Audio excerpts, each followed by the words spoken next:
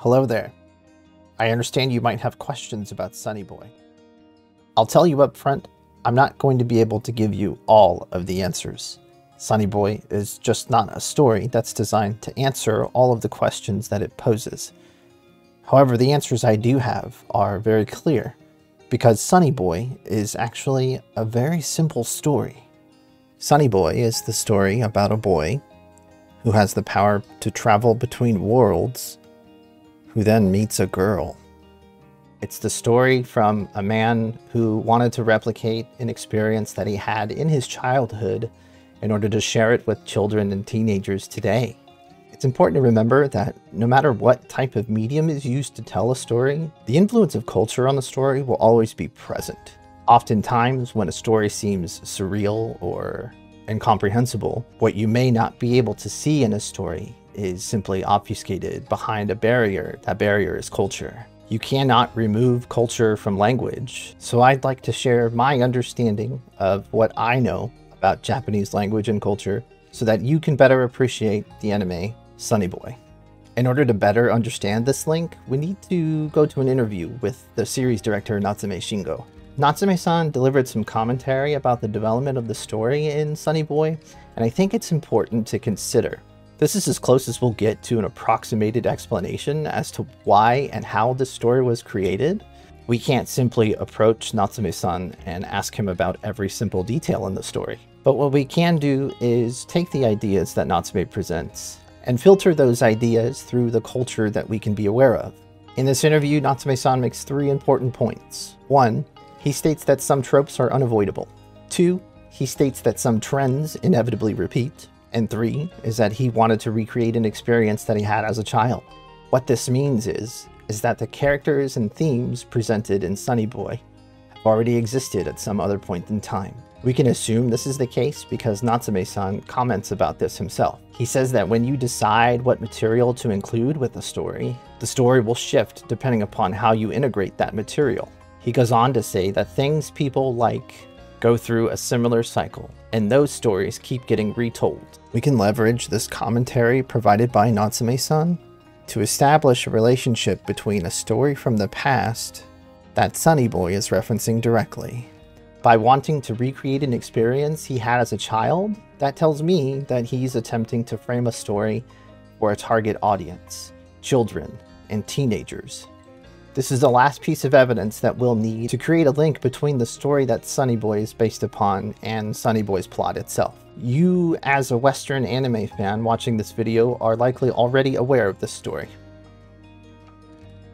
As a matter of fact, I think you're painfully aware of it. Most of you have seen Cowboy Bebop, the anime. In episode 18 of Cowboy Bebop, Speak Like a Child, Jet directly references this story to Ed. The story that Sonny Boy and one episode of Cowboy Bebop directly allude to is the story of Urashima Taro. The difference in execution, Cowboy Bebop uses this reference for one episode, while Sonny Boy uses this for the entire series. Not everything that Sonny Boy presents is going to be sourced from this story. Now that we have a base comparison for the plot, we can start expanding upon the characters and the themes in a very concrete way. I'm going to discuss the journey of 4 characters, Nagara, Nozomi, Mizuho, and Rajdani. The amount of story that's covered in Sonny Boy will not be proportionate to the amount of story that's covered in the story of Urashima Taro. We don't want to pay attention to what material is included from Urashima Taro. What we do want to pay attention to is how it's integrated into the story. Can we better understand these 4 characters, their motivations, and their relationships with each other? I'll give you a hint. The answer is yes. First, we'll start with summarizing the earliest events in Urashima Taro. We're introduced to Urashima Taro himself. He's a capable fisherman who's kind to animals. One day, he runs into a group of boys who are tormenting a tortoise. Taro saves the tortoise from the boys, then proceeds to carry the tortoise back to the sea. Taro warns the tortoise to not let itself get caught again. Taro releases the tortoise into the sea, and the story moves on to the next day. While fishing on a boat, Taro hears someone call his name. In the water, Taro finds another tortoise swimming nearby his boat. This tortoise has the ability to speak. The tortoise offers Taro a reward for his kindness. In exchange for saving the tortoise from the day before, The tortoise asks Taro if he's seen the palace of the Dragon King of the Sea. Taro states that if such a place existed, he would have no way of getting there. Taro is a mortal being with no powers like a sea creature. The tortoise is persistent and explains to Taro that it's no extraneous effort to get him to the palace. Taro eventually concedes to the tortoise. The tortoise grows large enough so that Taro can ride on its back, and Taro rides the tortoise into the sea. The two dive below the surface and begin to approach the undersea palace. Urashima Taro never grows tired or never gets wet in this journey. The earliest comparison we can make is that Nagara is Urashima Taro. He's an ordinary student who lives his life according to a prescribed routine, and as far as he believes, he doesn't have any special powers. This early in the story, we're also introduced to the two tortoises. The first tortoise that's saved from the group of tormenting children is Nozomi. We see a scene with Nozomi being approached by the student council. They want her to take a cell phone. She refuses it and is persistent about this refusal. The interaction is not cordial. Later that episode, Nozomi and Nagara end up on the roof that's been rearranged by Asukaze. Nozomi then sees the light and begins to run towards it. She jumps off of the roof, and while reaching towards the light, is snagged by Nagara. Nagara saves her from falling into the void. Rajdhani is our other tortoise, our guide. Rajdhani is explaining the rules of this world. He does make the observation that the school is sinking, but he can't determine what the school would be sinking into. We know, because of the events of Urashima Taro, that the guide, Rajdhani, is taking us to the undersea palace, and that the school is sinking into the ocean. Meanwhile, Mizuho, who doesn't necessarily have a presence at this point in Urashima Taro, is present on the roof when Nagara and Nozomi are jumping off of it. For who she is, it's important for her to see this event. We'll cover why it's important later on in the story. Continuing on with Urashima Taro, the tortoise and Taro arrive at the palace. They travel past a gatekeeper and are welcomed by the court of the Dragon King of the Sea.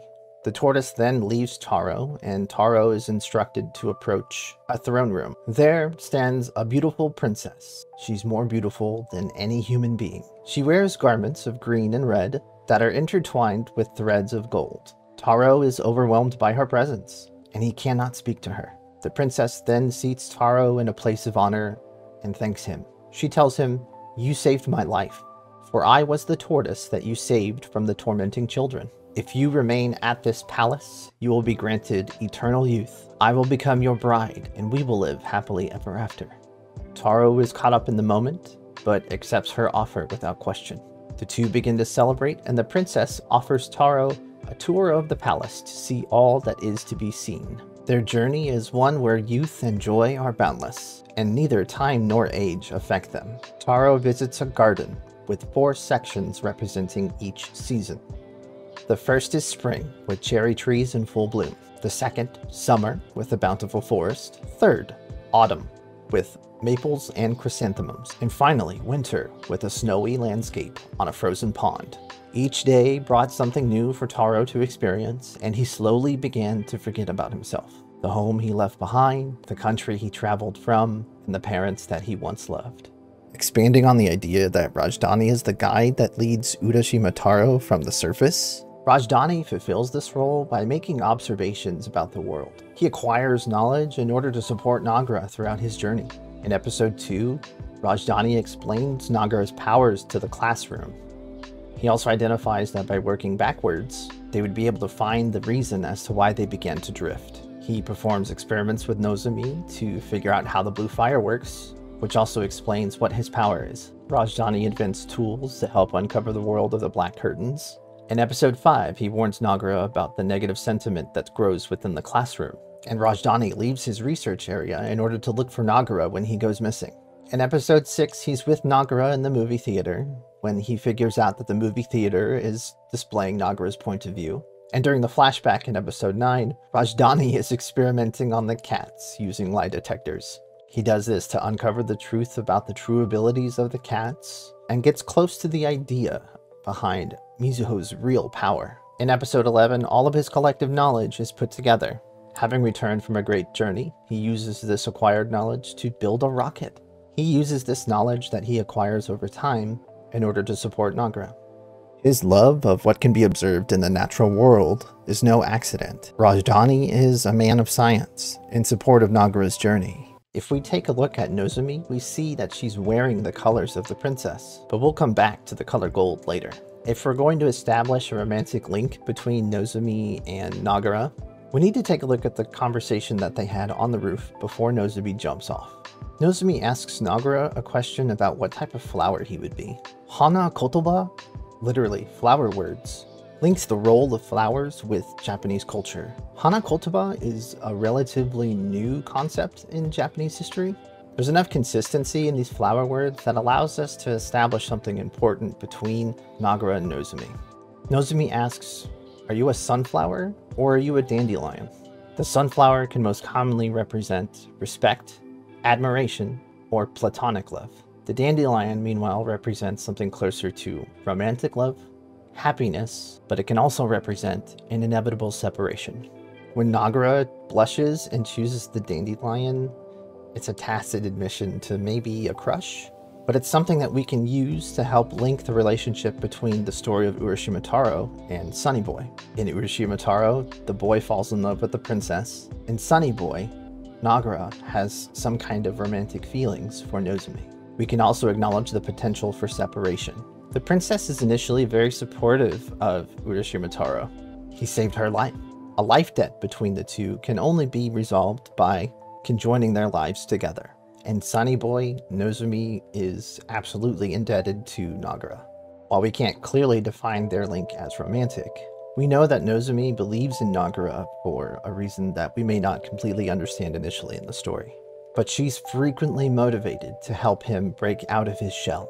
In episode 1, when she's standing on the roof above him, she calls him out for trying to run away from her. In episode 2, she admonishes him for not trying to save the seagull. As a reaction to this treatment, Nagara then proactively goes into the forest to save Tora.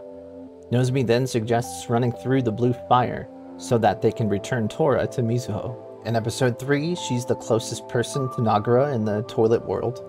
She also later tells Nagara that they wouldn't be able to make progress towards getting to the light without him. And because of these interactions, she concludes that Nagara's ability is the ability to leap into new worlds. In episode 4, she stops Asakaze from intervening, causing them to go into the world of monkey baseball. In episode 5, while they're fishing together, she spots the guardian spirits in the water. She dives in, and as soon as she senses Nagara's hesitation, she pulls him in by force. And while it's still too early to define this in the story, Mizuho continues to do her job acting as an observer.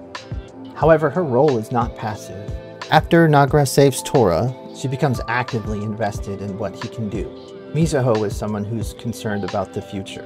In episode 3, Mizuho taunts Nagara for not standing up for himself. She tells him that by not reacting in the moment, nothing will change. In episode 4, Mizuho points out that Nagara's hesitancy is what allowed Asakaze to jump in before him. In episode 5, she joins Nozomi in defending Nagara from the classroom. Mizuho asks Nagara, "Why would you run from the classroom after they confronted you?" She tells him that he shouldn't run from the truth, because when he does decide to run, he becomes no different than the remainder of the classroom. In episode 6, when Rajdhani and Nagara are experimenting with the director's cut, Mizuho is trapped in the film with Yamabiko. She witnesses the events of the director's cut and the failed arc. She bonds with Yamabiko well enough so that he shares his story about Kodama and war. Mizuho is an important companion to Nagara, and she wants to help him on his journey as much as she can. But this isn't all Nagara's benefit. She too finds moments to grow and change. In episode 9, after Sakura disappears, she runs to rescue Sakura, scoops her up, and directs a comment towards Soul. Soul having just killed Seiji, she tells him that nothing good comes from clinging desperately to someone. You have to deal with things yourself. This is the first sign to us that Mizuho is important to the idea of self-reflection, an idea that we'll explore further later on in this story. Nagara is mostly dragged along during this part of the story, but everything that happens to him is important. Nagara, who we can presume was a loner before the beginning of this story, is now being pushed along by 3 people. Rajdhani, an observer of the past, Nozomi, someone who's passionate about the present, and Mizuho, who's looking forward to the future. I mentioned earlier that the princess showed Taro the garden of the palace, and that the palace was divided into each of the 4 seasons. The first destination in the garden is spring. This is where we see the events of the director's cut. Spring is a time of renewal, and naturally we would find out that the students are actually copies of themselves from the original timeline. Summer is represented by Nagara's journey into the upside-down world and his return from it. Part-time jobs being menial tasks compensated poorly. The analogy matches the theme of a tower being built endlessly. By the time he returns, he finds out that Rajdhani is leaving on a journey, and Nozomi has lost some of her motivation. We travel through Yamabiko's memories in order to see autumn. Yamabiko, who couldn't approach the truth, eventually lost everything that he cared about and turned into a dog. For winter, we spend time in the world of Soul and Seiji. Soul and Seiji is another warning to Nagara. The story of a man trapped in a battle fighting against himself. The man eventually gives in to dark temptation. For Nagara, this is another important message. Endlessly battling against yourself becomes self-destructive. In the story of Urashima Taro, Taro believes that only 3 days of time have elapsed. He starts to remember the life that he left behind. Taro tells the princess he must return home. Taro knows he doesn't belong at this palace. The princess is heartbroken by this news, but Taro knows the duty must be to his parents. He tells her, "I must return home. I don't want to leave you, but I must go. Let me go, and I will return to you." The princess knows this was inevitable, and agrees to allow Taro to return home. In episode 11 of Sonny Boy, we get a flashback to a conversation between Nozomi and Nagara. This likely takes place between episodes 7 and 8, right after Rajdhani leaves for his journey. In it, Nagara and Nozomi are discussing the possible result of returning back to the real world. The trip back means they may not remember the events of this world. But Nozomi tells Nagara she would definitely do one thing. She would find the boy in the corner of the staff room and ask him one question. もう一回、私と友達になってくれるって。 She forces him to promise. Whichever one would remember the other needs to ask. She tells him, "Promise me you won't refuse." Nozomi, being just like Nagara, Dandelions, understands that separation between the two is inevitable. And since seeing her own death in the real world, back in the director's cut, this is what she's been struggling with. In episode 9, this tension rises to its peak when she sits alone in the snow and wonders if someone would come along and put an end to her existence. She's renewed by Nagara when he sits down next to her in the snow. Nagara tells her that she saved him. This in turn inspires Nozomi to face whatever is inevitable head on. She does this by meeting with Tsubasa. Nozomi's last link to this world is Asakaze. The two butt heads, and Nozomi finally comes clean about why she rejected him. Nozomi has made the decision to face her fate. Asakaze, the person with the power to change anything, but who's unwilling to change himself, states that he knows he doesn't have the strength that she possesses. He can't acknowledge the person that he is beyond the power that he's been given. He accepts that he can never be like Nozomi. Asakaze is simply not a dandelion. He declares his intention to stop pursuing her. Asakaze and the rest move on to change war. The chasm of red changes to a chasm of white, and when the ledge Nozomi stands on breaks, she instinctively reaches out to be saved. Asakaze, attempting to use his power to save Nozomi, is stopped by the principal. The principal says to Asakaze, "You can't even peer that deeply into your own heart." Asakaze hesitates and allows Nozomi to fall into the deep white chasm. In order to save someone else, you need to have the capacity to care for someone more than you would care for yourself. Saving is an act of sacrifice. In episode 1, Nozomi is saved by Nagara because Nagara is willing to risk falling into an unknown void. Asakaze, who's unable to look into his own heart, could never be capable of saving anyone else. After all, he's never cared about anyone except for himself. What remains of Nozomi is a compass, signifying death in this world, which, unlike the story of Urashima Taro, this princess has more story to tell. The princess in Urashima Taro provides Urashima Taro with a box that's been tied closed with tassels and cords made of red. Taro initially does not want to accept this gift, having already taken so much. He asks her about the box. The princess states, "This box is the Tamete Bako." and it contains something very precious. The princess warns Taro not to open the box under any circumstances. Taro promises not to open the box and makes his leave for the shore. Once again, he meets up with the tortoise that guided him from the surface, who then grows larger and allows Urashima Taro to ride on his back to the shore. Taro then arrives at the shore and runs to the home that he once knew. Taro inspects the world closely and finds that he does not recognize any of the faces around him. He returns home and finds that his home is different. Taro stops a nearby stranger and asks him if he recognizes his face. Taro tells him that he's Urashima Taro.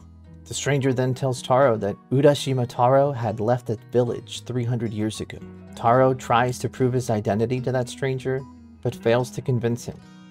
Taro becomes confused and runs back to the sea to try to return to his wife, but he has no idea how to get back. He remembers the Tamatebako, and believing that he had already lost everything of value, the only thing that remains for him is what is inside of this box. He slowly unravels the red cords and tassels, and opens it to find wisps of clouds. Suddenly, Taro ages rapidly.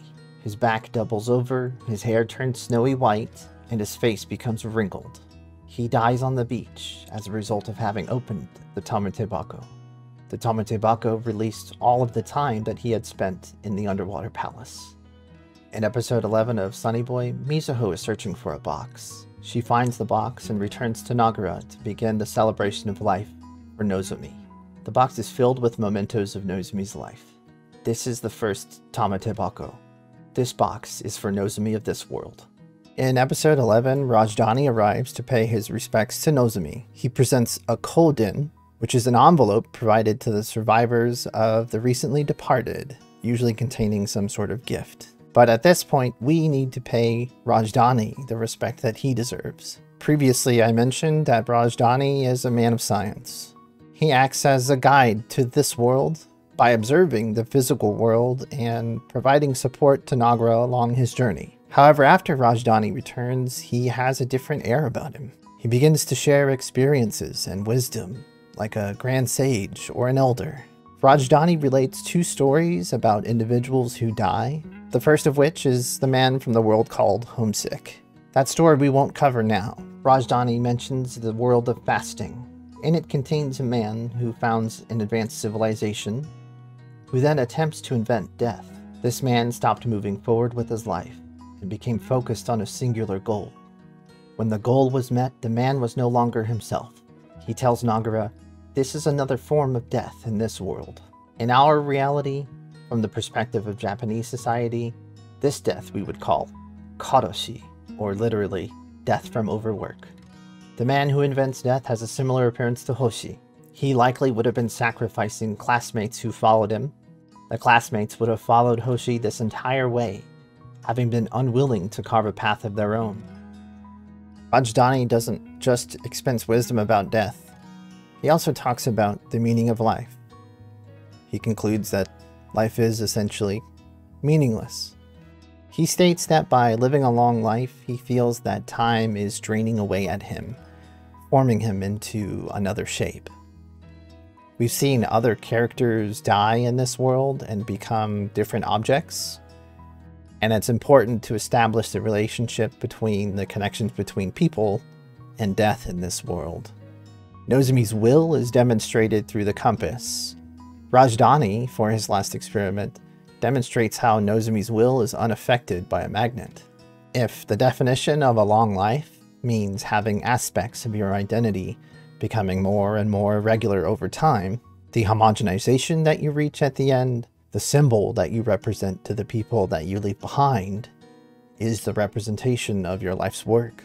It would be fitting for Rajdhani to become a forest. His love for nature and his love for life could have no better representation. The representation of a man of faith communicating the themes of the story is something that we also find in literature directed towards children. While we don't challenge children to look at the grand scope of life or to contemplate the meaning of religions or grand ideologies, we do present lessons or morals to children in a plain way. For Rajdhani to share these experiences and wisdom with Mizuho and Nagara is meaningful to us. the audience. Without a guide to help us understand what Sonny Boy is trying to get us to think about, we wouldn't know about the rules of this world. We wouldn't have had help to solve many of the problems in this world. We wouldn't have a friend to help us along with the journey to return back to the real world. This is Rajdhani's other role. It's one that's commonly found in children's stories, an omniscient narrator. At this point, Mizuho and Nagara leave in the rocket, having left behind a red box tied with a golden bow. This is the second Tamatebako in Sonny Boy, one meant for Rajdhani. The color gold in Sonny Boy takes its inspiration from the princess. The color gold is meant to symbolize bonds. The golden bow is the link between Mizuho, Nagara, and Rajdhani. Inside of the Tamatebako is a picture that's been painted by Mizuho and the monkey hairball, which is returned back from Nagara. Mizuho and Nagara fly in the rocket, reach a capsule, and wait some time. The capsule eventually disconnects, which signals the arrival to the entrance to other dimensions. They prepare for their journey by tying each other together with a thread made of gold. Again, gold is the bond that they share with each other. In Urashima Taro journeys back with the Tamatebako, and Nagara has his Tamatebako, Mizuho. Remember that Mizuho has been with Nagara almost as long as Nozomi. She's persistently watched him and warned him about making poor decisions that would affect outcomes in the future. In Urashima Taro, the Tamatebako traps time. In Sonny Boy, Mizuho collects memories on behalf of Nagara. We know from the story of Urashima Taro that Nagara will reach the real world again, created by him. When he's ready, he will need a reminder of all of the events that preceded his journey. However, before they reach the surface, they encounter the gatekeeper. The gateway between worlds should look familiar. These are the same images you see when Asakaze is using his own power. But this Asakaze is different. He knows that in this world, there's nothing left for him. All he has left are images of his memories. We know the story about a similar man that Rajdhani had encountered. The world called Homesick. The gateway between worlds is the place where Asakaze will die. In it is a man obsessed with nostalgia, endlessly creating images of his past.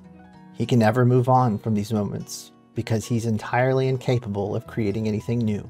As Nagara and Mizuho leave Asakaze behind, an image of a bird appears briefly. Some of you who might have credited Nozomi's representation in the story to that of birds might be feeling a little bit weird right now. Asakaze is a person who can't peer beyond his own heart. The principal tells us so in episode 10. The images he sees of a person that he might have loved would be distorted by this perspective. And thus, when we see the bird in his memories, we would know that this is how he sees Nozomi, but that is not who Nozomi is. The principal, who acts as the final gatekeeper, warns Nagara by saying, "You mustn't leave." But Nagara is ready. He knows this isn't a barrier that's meant to stop him. He says back, "You're not saying that we can't leave here then?" The principal has no reply. Nagara and Mizuho are safe to move on. Having escaped the principal, we see Asakaze's descent into madness. Asakaze then reaches out his hand, and for the first time in this series, he does so in order to help someone other than himself. He creates a path through an ocean. Nagara and Mizuho eventually reach the Room of Light. In the background is the image of a persistently blooming lotus. In Japanese flower language, this can represent enlightenment or purity. However, it's also the symbol of a man who has been separated from the one he loved. You're free to read into this however you'd like. Eventually, they move into a new world. Only the things that can happen do happen in the real world. So they re-roll the possibilities and create a new world for everyone to exist within. In the story of Urashima Taro, he returns home not recognizing anything. In Sonny Boy, we see the faces of most of the people who were in stasis, but they don't remember Nagara. Nagara wonders about this too. Was his time in this world actually real? He attempts to reach Mizuho, who rejects his initial request. Mizuho's Tamatebako is reliving the journey. She has to recall the memories that she shared with Nagara. She revisits the school to check on all of the old portals that existed. She returns to the office that she once spent time in. She breaks the glass in the office to see that it doesn't repair itself. And then she realizes she's not in Kansas anymore when the cops show up. Sometime later, she's waiting on Nagara. She stops him as he's walking and says, "Rajdhani's parrot laughs. Nagara tells Mizuho that they really can't change the world, but this is the world that they chose. Nagara confirms to Mizuho that he's seen Nozomi, but hasn't yet confronted her. Mizuho again warns Nagara about making a bad decision, but reassures him. She's confident he'll make the right decision. If there's any part of him that's the same guy that was on the island, he'll be fine. We then see Nozomi of the new world living her best life, a life that wasn't possible before. She's with friends. She eats that cake that she always wanted to have. She's alive, but it looks like something might be missing. We see a lot of red in this sequence. This is where Nagara's Tamatebako begins. If the Tamatebako houses time inside of itself, then the cords and tassels that are colored red that keep the Tamatebako closed are the things that you acquire by investing time. So if we want to know what the color red is, we need to open our own Tamatebako and review our memories of this series, along with Nagara. Red is somewhere to make a new friend. Red is a place to study. Red is the unsolicited advice we receive. Red is the wrong path that our friends save us from. Red is a place to find answers. Red is letting your adventures take you places. Red is the price you pay for making a stand. Red is when we start to believe in ourselves. Red is when you just need a moment to recover. Red is the warmth of human connections. Red is a place where you think about problems with your friends. Red is the thing you do when someone you like asks you to. Red is the perspective we gain from experience. Red is the false hopes we invest in. Red is the regrets of a life unfulfilled. Red is the memories we make while we try to figure ourselves out. Red is the journey we take to learn. Red is the time we spend getting away from the mundane. Red is the friend we support on their journey of discovery. Red is the wound that we inflict upon ourselves. Red can be the endless despair that we drown in. Red is the hope that ignites our passion to stay alive. Red is the place our mind creates when we turn against ourselves. Red are the weapons that we use against ourselves when we have lost hope. Red is the support we provide to each other. Red is the view of our mortality and its inevitability. Red is the small moment that makes life worth living. Red is the moment that we stare into the eyes of death without fear. Red is the unrequited romance that intrigues us. Red is the memories of a loved one who has departed from this world. Red is the power of true love in the face of adversity. Red is the help we receive from our friends when we go on our own journey. Red is the love we include when we say goodbye. Red is the plans we make for the future. Red is the knowledge that you don't make everything happen on your own. Red is the opportunity that arises when you invest your time. Red are the games that we play to distract ourselves. Red is spending the time with the friends that we've always wanted to have. Red is the reward that we give ourselves for just being alive. Red is the sign that there may be something missing. Red is the path on the way to your daily routine. Red is the loneliness you feel when traveling alone. Red is the one-way journey to another world. Red is the confirmation that everything Nagara had experienced was real. This confirmation from Mizuho is exactly what he needed. It provided him the assurance that he is exactly the man he thinks he is. He really was alive, and he really did create a world with all new possibilities. All of this was done for Nozomi. We see Nagara checking on a bird's nest when Nozomi of the New World appears. She's just as inquisitive, curious, and energetic as the Nozomi of this world. But somehow there's an improvement. Of course, just as things are about to get good, the compass gets distracted by a magnet. This is the real world after all, magnets will work as intended. However, Nagara is unfazed. He walks away with his head held high. He doesn't say goodbye. We then see glimpses of gold in the real world. Gold contained in lights. Lights reflected in the water from the train station. Lights from the cars on the highway. And lights in the homes of a nearby neighborhood. Gold light is everywhere in this world. If this is the world that Nagara has selected, and it's a world that has gold light present everywhere, then the inevitable future that lies ahead will just take a bit longer to reach. Surely the boy who once traveled between worlds could meet his girl once again. So there we have it. This is everything that I can cover within the scope of this video in order to help you understand what Sonny Boy is all about. There are lots more answers that I could provide about this story, but I'm simply just out of time. There's no way for me to fit everything into one video. And again, we wouldn't have these answers if we didn't take a dive into some of Japanese culture.